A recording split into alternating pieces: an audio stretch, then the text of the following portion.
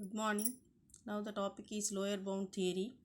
In order to solve a problem, if there exists more than one algorithm, the algorithm that is having lower time complexity is taken to be the best algorithm.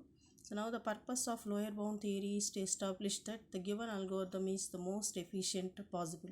That means there exists no other algorithm which is having better time complexity than the one we have.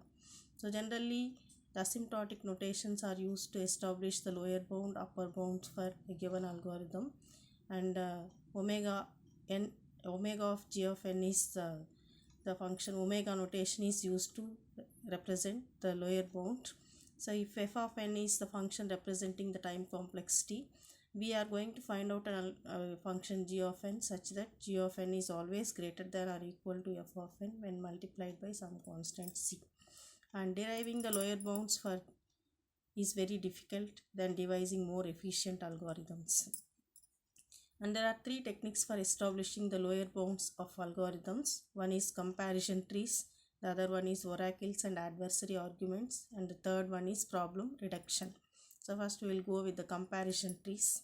So generally comparison trees are used for deriving the lower bounds for searching and sorting algorithms.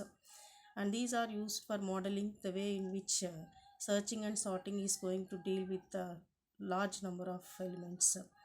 And there are three applications where we use the comparison trees. One is the ordered searching, the other one is sorting, and the third one is selection.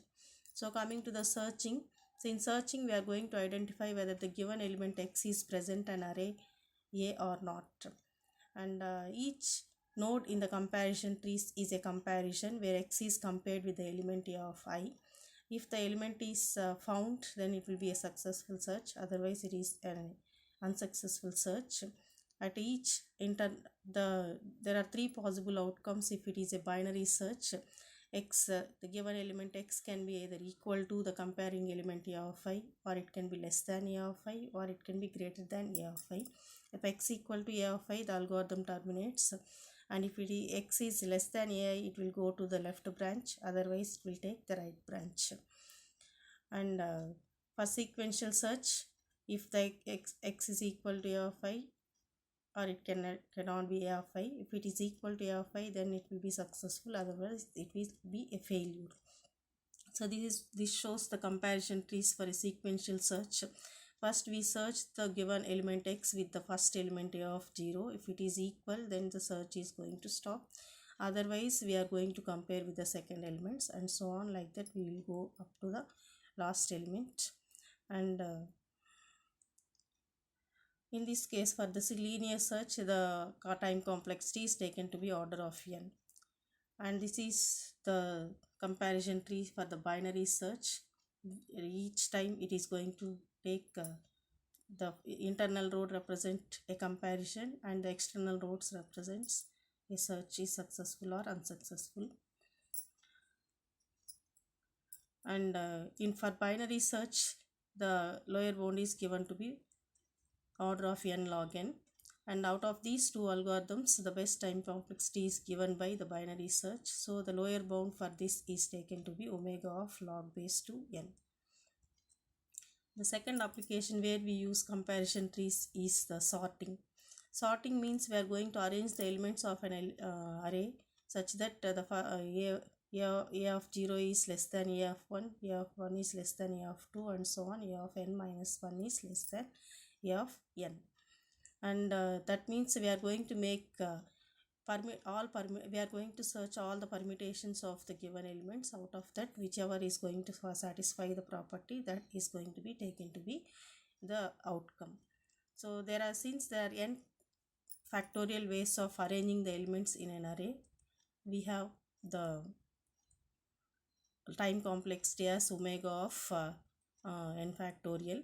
So here this is what the comparison tree for decision tree. So here each node represents the comparison between the elements. So first and the second element are compared. If the first element is less than or equal, we will go to the left branch, otherwise we will go to the right branch. And each node represents the order in which the elements are going to be arranged.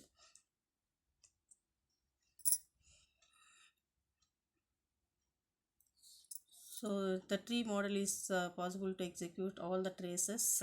Hence, since there are n factorial ways, so here we can see that in the tree, each leaf node is going to represent one permutation. So there are no two permutations which are repeated again.